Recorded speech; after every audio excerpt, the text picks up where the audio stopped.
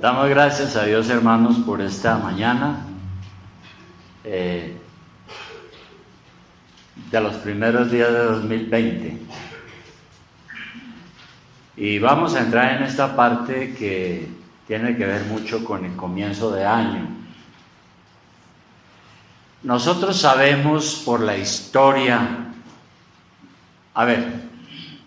los que no han estado en seminario, los que han estado en el seminario se quedan callados. Los que no han estado van a responder. ¿Qué fue la cautividad babilónica?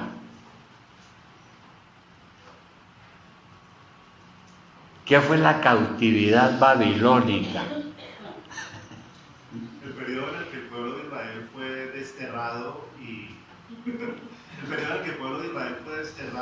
precisamente fueron llevados a Babilonia, y se dio este proceso luego que los reyes de Israel, uno en uno, cada vez iba haciendo las cosas más mal, con contadas excepciones, pero llegó un momento donde Dios como que dijo, no va más. Bueno, es bueno que nosotros estudiemos todo eso, lo que tiene que ver con Primera y Segunda de Crónicas, Primera y Segunda de Reyes. Debido al pecado del pueblo de Israel en la antigüedad, Dios lo castigó. ¿Cómo? Nabucodonosor, rey de Babilonia. Hubo varias deportaciones, pero la última fue cuando destruyeron a Jerusalén, le prendieron fuego por allá en el año 586 antes de Cristo, y llevaron cautivos a todos el pueblo. Y entonces allá se desarrolló la historia de Daniel.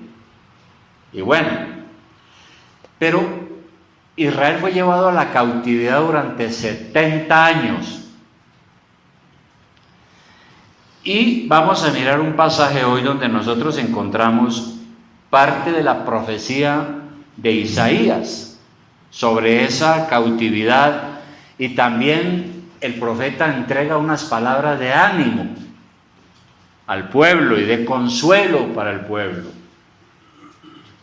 porque la situación fue terrible.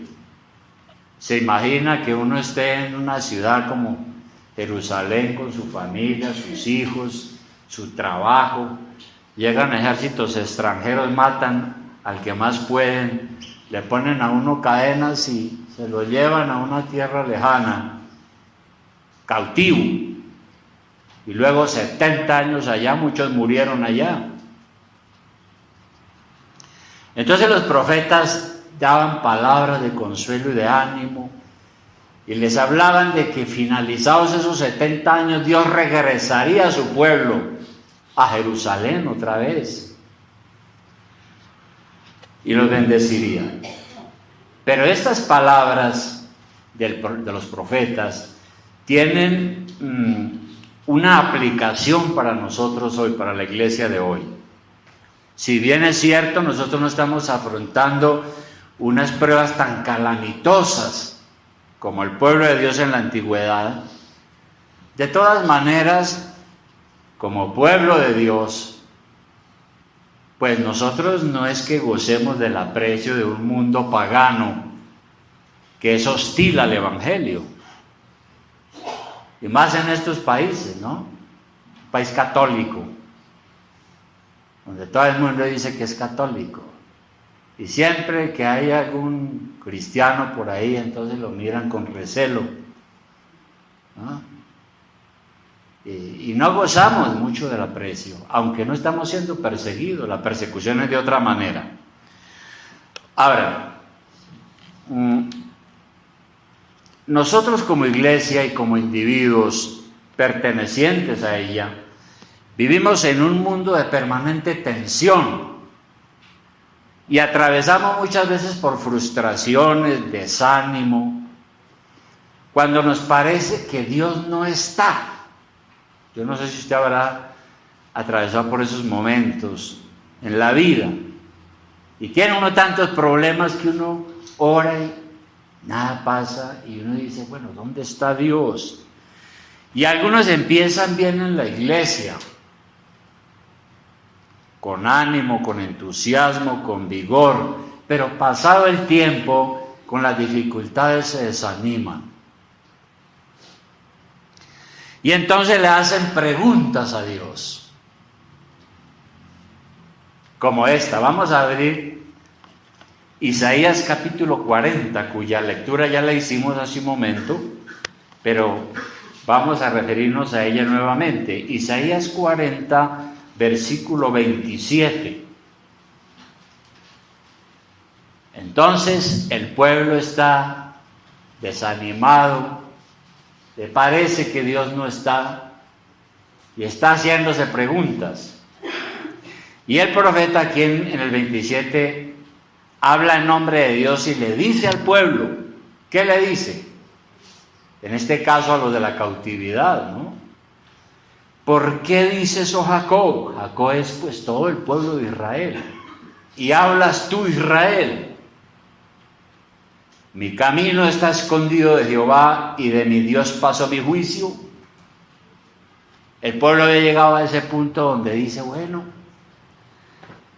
yo creo que Dios ya se olvidó de nosotros. Yo creo que ya Dios no nos quiere. Y le hacemos preguntas a Dios como el pueblo en la antigüedad. Cuando tenemos pruebas, tribulaciones, caminos difíciles, podemos llegar a pensar que Dios nos está dando cuenta por la que estamos pasando,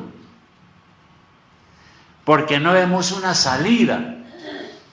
Y por eso es que aquí el pueblo le dice a Dios, bueno, es que mi camino está escondido de usted.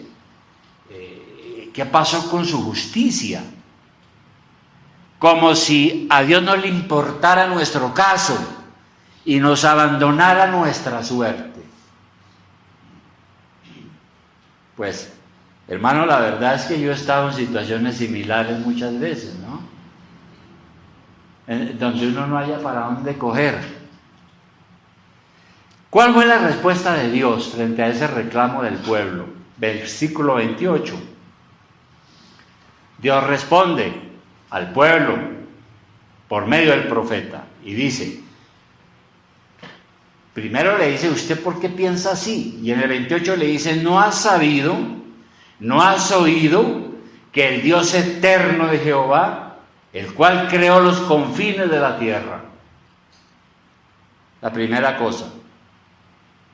No desfallece ni se fatiga con cansancio y su entendimiento no hay quien lo alcance. En otras palabras, Dios no es como nosotros. No piense mal de Dios, por más dificultades que esté atravesando. No se desanime. ¿Cómo recuperarnos entonces nosotros cuando estamos bajo pruebas y tribulaciones duras? ¿Cómo podemos recuperarnos? Primero debemos conocer el carácter de Dios, ¿no? El carácter de Dios. ¿Cómo es nuestro Dios? ¿Cómo es el Dios en el cual nosotros creemos? La primera cosa, Dios es nuestro creador. Y eso parece una perogrullada. O sea, parece algo obvio. Parece una pregunta tonta. Una afirmación tonta, decir Dios es nuestro creador. Pero resulta que hay que acordarnos de eso porque muchas veces no nos acordamos de eso. Cuando acudimos a Dios debemos tener claro que Él no es como uno de nosotros. El Señor hizo el mundo, lo gobierna, lo juzga. Él es eterno, nunca cambia, sostiene todas las cosas. Eso dice la Escritura y podemos mirar un momento el Salmo 104. Salmo 104. El Salmo 104.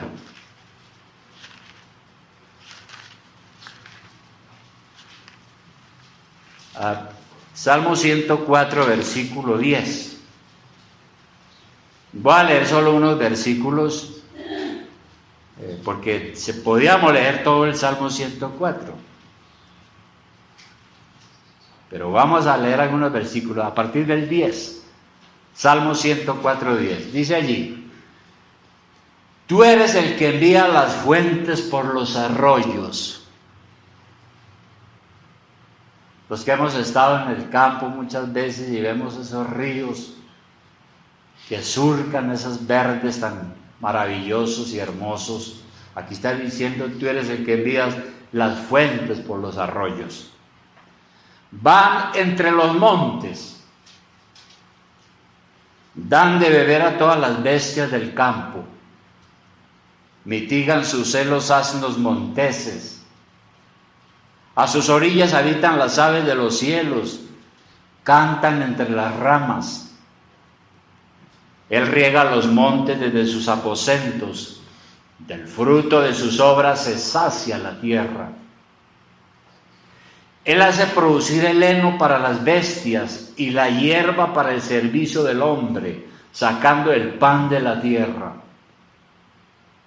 Y el vino que alegra el corazón del hombre, el aceite que hace brillar el rostro y el pan que sustenta la vida del hombre.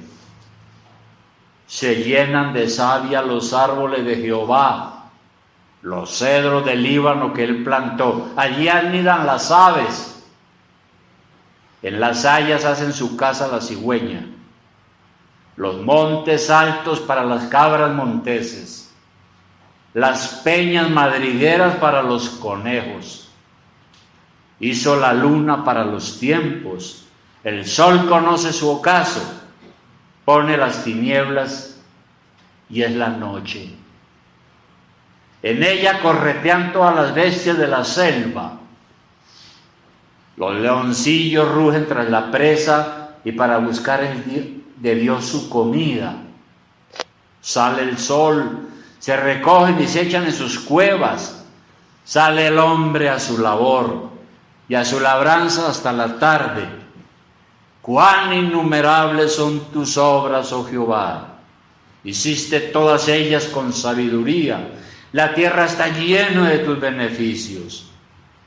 He allí el grande y anchuroso mar, en donde se mueven seres innumerables, seres pequeños y grandes. Allí andan las naves, allí este Leviatán que hiciste para que jugase en él. Se dice que el Leviatán es la ballena. Todos ellos esperan en ti para que les des su comida a su tiempo. Les das, recogen, abres tu mano, se sacian de bien. Escondes tu rostro, se turban. Les quitas el hálito, dejan de ser y vuelven al polvo. Envías tu espíritu, son creados y renuevas la faz de la tierra. Mire usted semejante preciosura de salmo que nos habla del control de Dios sobre toda la creación, ¿no? Y especialmente Dios, dice la Biblia, que se preocupa por su pueblo, por su iglesia. Y hoy nosotros somos el pueblo de Dios. Por eso un creyente debería siempre decir como David: Jehová es mi pastor, nada me faltará. En delicados pastos me hará descansar, junto a fuentes de agua me pastoreará. Entonces esa es la primera cosa que Dios le dice al pueblo. No se le olvide eso. Y luego le dice al pueblo que además Dios no solo es nuestro creador, sino que no se cansa. Allá en Isaías otra vez, Isaías 40, 29. Sigamos leyendo Isaías 40, 29. ¿Qué sigue diciendo allí? El 28, podemos leerlo, ya lo leímos, pero volvamos a leerlo. ¿No has sabido, no has oído que el Dios eterno es Jehová, el cual creó los confines de la tierra? No desfallece ni se fatiga con cansancio. y su entendimiento no hay quien lo alcance. Él da esfuerzo al cansado y multiplica las fuerzas al que no tiene ningunas. Entonces dice acá que Él da fuerza y poder a sus hijos. ¿Quiénes son sus hijos? Porque este mensaje está dirigido al pueblo de Dios en la cautividad. ¿Quiénes son? Hoy en día pues son los que han creído en Jesús y lo han recibido como su Salvador. Si nos sentimos desfallecer, Él nos da fuerza para que nos ayudemos a nosotros mismos. No para hacer las cosas por nosotros, sino para que las hagamos, pero es el que nos da las fuerzas. Muchos han sido fortalecidos en su debilidad corporal, renovados en su salud física, cuando confían en el Señor y lo buscan. Otros que son débiles en su espíritu, que son timoratos, indecisos, miedosos, débiles de corazón, Dios los ha fortalecido también muchas veces. Dios multiplica las fuerzas al que no tiene ninguna.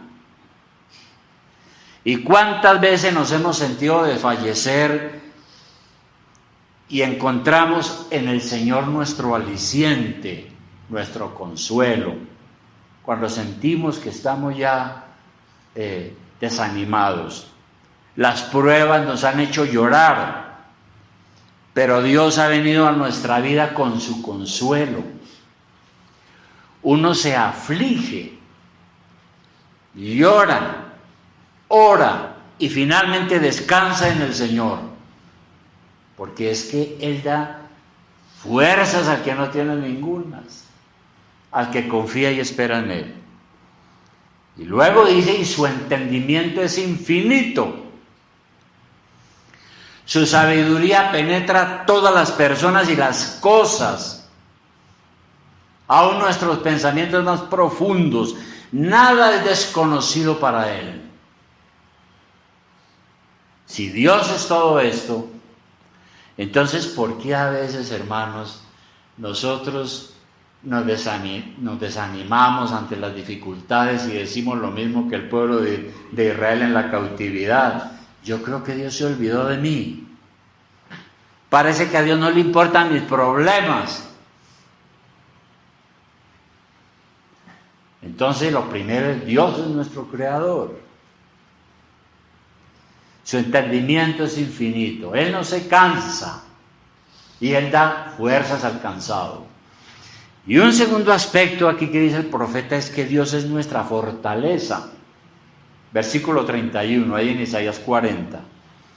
Dice, y leamos desde el 30, dice, los muchachos se fatigan y se cansan, los jóvenes flaquean y caen. Bueno, cuando uno está joven uno tiene toda la fuerza, todo el vigor. Y aquí dice que a veces siendo joven y sanos, uno se cansa y cae. 31, pero los que esperan a Jehová tendrán nuevas fuerzas, porque nuestro Señor da fuerza a los débiles. Fue por eso que el apóstol Pablo, sabemos que el apóstol Pablo es un misionero, apóstol que sufrió mucho, predicando el Evangelio. En 2 de Corintios 12, 9, él dijo algo. Pero ya que tenemos abierto ahí la Biblia, miren lo que dice el apóstol en 11, versículo 24.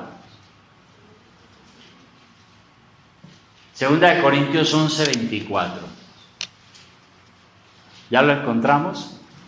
Bueno, dice allí, aquí está el testimonio del apóstol San Pablo.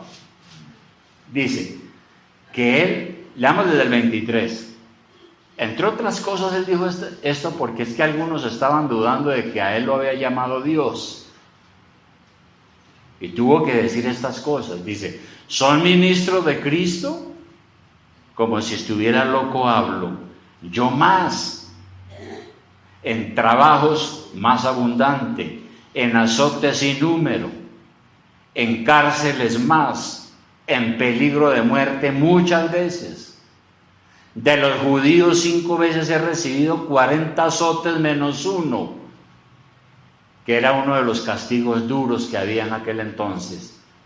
3 veces he sido azotado con varas, una vez apedreado. 3 veces he padecido naufragio. Una noche y un día he estado como náufrago en alta mar. En caminos muchas veces, en peligro de ríos, peligro de ladrones, de los gentiles, peligros en la ciudad, peligros en el desierto, peligros en el mar, peligros entre falsos hermanos, en trabajo y fatiga, en muchos desvelos, en hambre y sed, en muchos ayunos, en frío y en desnudez. Y luego sigue hablando, pero podemos ir ahora sí entonces a 2 de Corintios, ahí adelante en el capítulo 12, ahí mismo, en el versículo 9. También tenía unos problemas, no se sabe cuáles eran. Y dice que cuando él le pidió a Dios que por favor le quitara, no se sabe si era una enfermedad, quién sabe, no sabemos. Él dice que, versículo 9 dice, y que Dios le ha dicho, bástate mi gracia porque mi poder se perfecciona en la debilidad.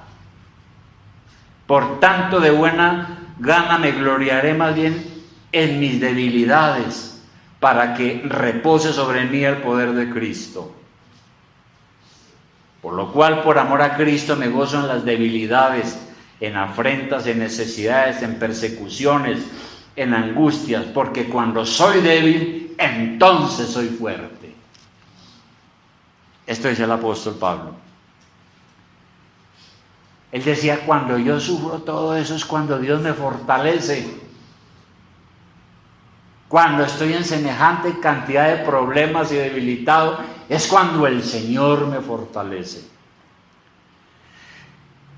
Y eso tiene una gran lección para nosotros, porque cuando nos creemos autosuficientes, cuando nos creemos sobrados, empezamos a sentirnos orgullosos y engreídos. Y Dios nada tiene que hacer con una persona que se cree sobrada. Dios la deja ahí porque no necesita de Dios. Y a veces Dios nos quebranta para que aprendamos a ser humildes y depender de su fuerza, no de la nuestra. De manera que cuando uno está en una encrucijada en la vida y no haya qué camino coger y siente que sus fuerzas lo abandonan, es cuando Dios nos dice lo que dice aquí en el versículo 29. Él da esfuerzo al cansado y multiplica las fuerzas al que no tiene ningunas. Y por eso decimos que Dios es nuestra fortaleza en la debilidad, como dice el versículo 30. Los muchachos se caen, se fatigan, 31.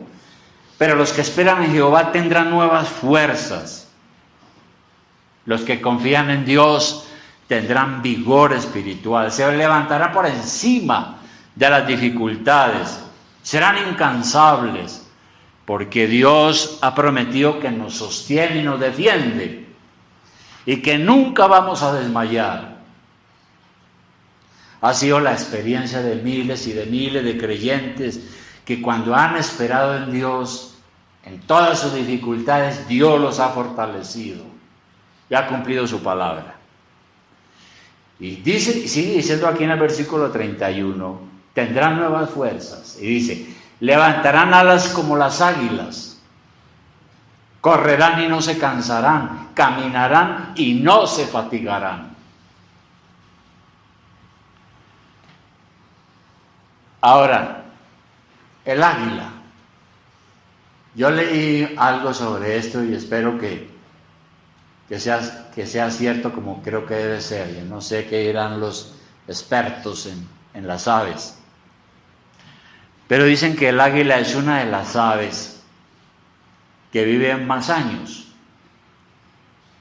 Llega a vivir 70 años el águila. Pero para llegar a esa edad, a los 40 años debe tomar una decisión seria y difícil. Porque a los 40 años el águila tiene las uñas muy débiles y no puede tomar a sus presas para alimentarse. Su pico largo se va inclinando más, se curva y le imposibilita cazar. Sus alas están envejecidas y pesadas, sus plumas gruesas, es difícil volar a los 40 años. Entonces el águila tiene solamente dos alternativas: morir o enfrentarse a un doloroso proceso de renovación que dura 150 días. ¿Y en qué consiste ese proceso de renovación? Consiste en volar hacia lo alto de una montaña y quedarse ahí, en un nido cercano a una gran roca, en donde no tenga la necesidad de volar. Después de encontrar ese lugar, el águila comienza a golpear su pico contra la roca hasta que lo va debilitando y lo va arrancando. Y espera el crecimiento del otro que va naciendo. Y una vez que el otro pico sale, con ese mismo pico desprende una sus uñas. Cuando las nuevas uñas comienzan a nacer, entonces comienza a quitar sus plumas viejas. Se despluma. Y después de 5 meses sale para su vuelo de renovación, a vivir 30 años más. Nuestro Señor nos dice que cuando confiamos y esperamos en Él seremos renovados como las águilas. Podemos quizá en algún momento de nuestra vida sentirnos ineptos, inútiles, sin fuerzas. Quizás sea el tiempo para parar, descansar en el Señor y recobrar nuevas fuerzas para alzar el vuelo otra vez. Es la enseñanza del profeta. Por eso él dice en el versículo 31, dice: los que esperan en Dios correrán y no se cansarán.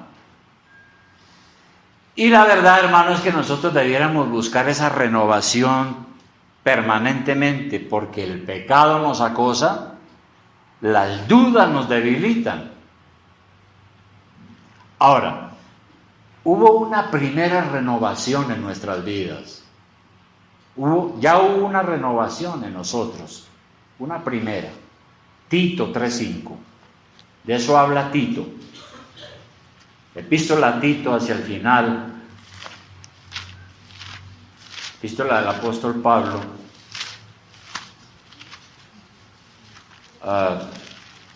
Tito capítulo 3 versículo 5. Él dice que nosotros hemos vivido una gran experiencia. Si somos verdaderos cristianos, ¿cuál es la experiencia que hemos tenido? Dice que Dios, pero cuando se manifestó la bondad de Dios nuestro Salvador y su amor para con los hombres, nos salvó a los creyentes, no por obra de justicia que nosotros hubiéramos hecho. No teníamos nada que mostrar, sino por su misericordia, por el lavamiento de la regeneración, ahí está, y por la renovación en el Espíritu Santo.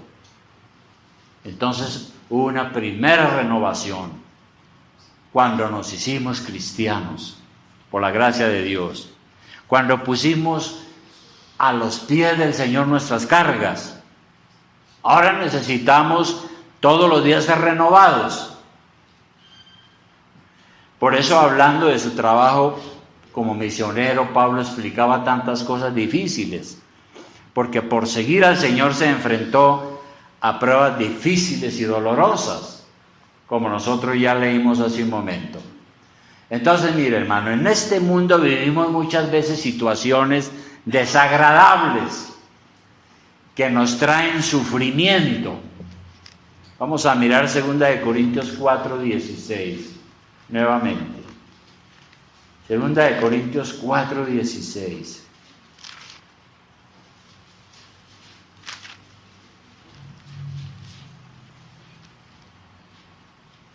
Leamos primero 2 Corintios 4:7 para sostenernos ahí.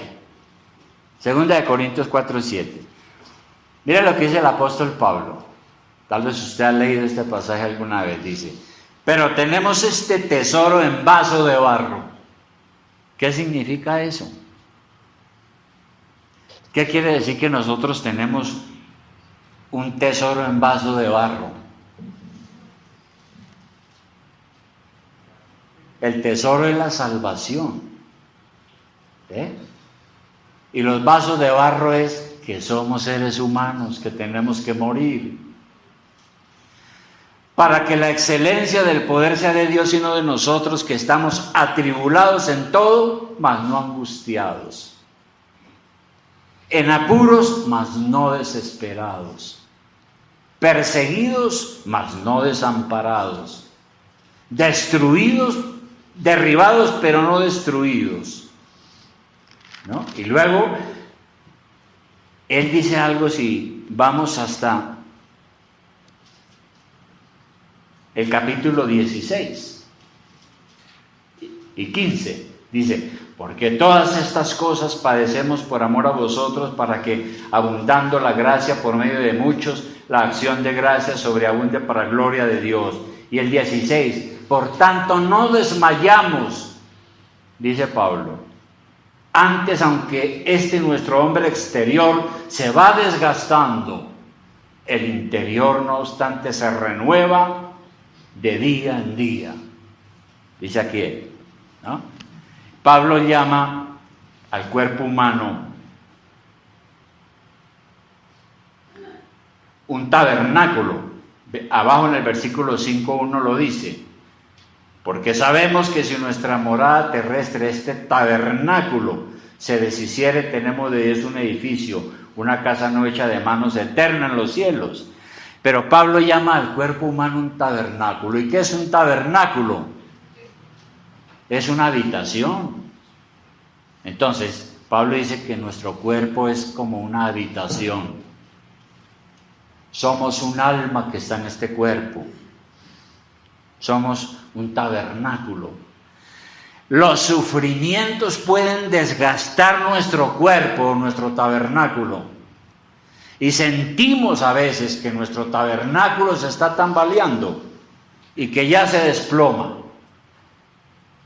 Sobre todo cuando se llega a estar enfermo. Nuestro cuerpo físico entonces se está muriendo. Sin embargo, Pablo dice que el hombre interior, lo que somos dentro de nosotros, se está renovando cada día. Es decir, nuestra alma, lo que somos, se va renovando. Estamos creciendo en gracia de Dios. Es una paradoja, ¿no es cierto? Me estoy muriendo, cada día que pasa me estoy muriendo. Cada día que pasa muero, decía el poeta. Pero interiormente me estoy renovando porque me estoy preparando para la eternidad, que es mucho mejor que esta. Así las cosas, hermanos. Entonces, necesitamos renovarnos cada día. Debe ser así. La iglesia toda necesita renovarse, renovar sus fuerzas. Nosotros también. El pueblo que conoce a Dios, que sabe que Él es su creador, su fortaleza, su sostén, lo va a hacer. Somos humanos y es normal que ciertas dificultades, pruebas o aún enfermedades nos aflijan y nos hagan pensar, bueno, ¿y ahora qué camino cojo? Y es cuando debemos recordar, Dios es nuestra fortaleza. Él da fuerzas al que no tiene ninguna. Necesitamos estar en constante renovación. No podemos conformarnos y pensar bajo los problemas, bajo las dificultades, bajo las tribulaciones, bajo las enfermedades, derrotarnos. Porque luego, ¿dónde está nuestro Dios? No podemos dar respuestas. Bueno, ahí más o menos estoy funcionando como cristiano, más o menos en la iglesia, y no estamos buscando ser cada día mejor. Para esa renovación diaria necesitamos reconocer nuestros pecados y rogar al Señor que nos ayude a madurar, que nos ayude a madurar. No caer en el desánimo cada rato y empezar a quejarnos. La iglesia no sirve. ¿Yo qué saco con eso? Eso es una actitud muy inmadura.